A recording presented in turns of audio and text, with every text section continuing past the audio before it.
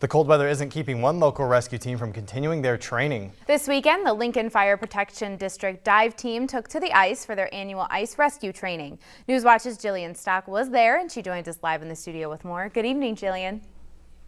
Good evening, Savannah. Braden, rescue team members spoke with me about their mission in the icy Lake Charleston water. Assistant Fire Chief Steve Bennett says they practice every year in the event of a real-life situation. Sometimes people like to play on the ice out in the lake. If someone falls through, we got to be prepared to get them. So this gives us a good opportunity to train when there's not an emergency involved. And that training for nearly a dozen divers happened early Saturday morning at a frozen Lake Charleston. After suiting up, it was into the freezing waters to not only practice surface rescues, but also those that would take divers several feet under.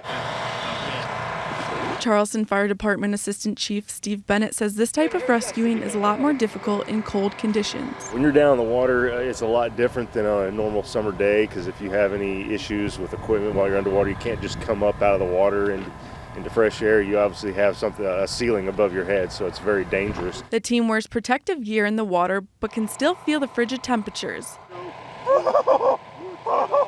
While Nathaniel West is an experienced diver, this was his first time diving in these kinds of conditions. West got footage of his dive with a camera attached to his helmet. Go that way.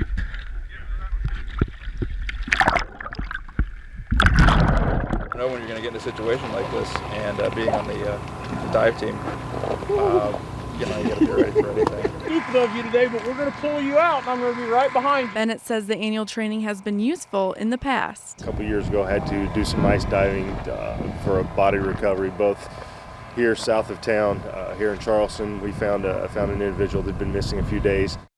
The team was actually called to a real-life ice rescue earlier that morning before they started diving. However, the call was a false alarm. But when they do need to do a real emergency dive, they'll be ready. Live in the studio, I'm Jillian Stock. Savannah, Braden, back to you.